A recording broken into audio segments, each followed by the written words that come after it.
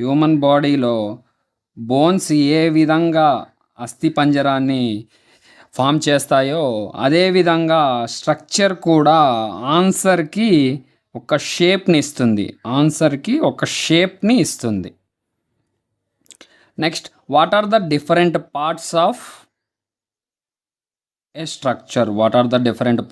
A structure?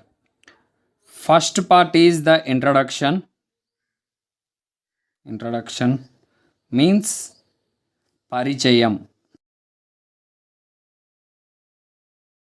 Second part is body, which is the main part of the answer.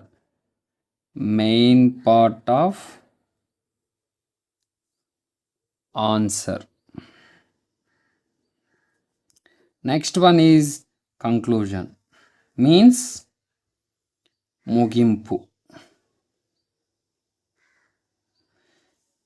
ఈ 3 కలిసి మనకు ఒక good ఆన్సర్ని ఫ్రేమ్ చేయడానికి యూజ్ అవుతాయి.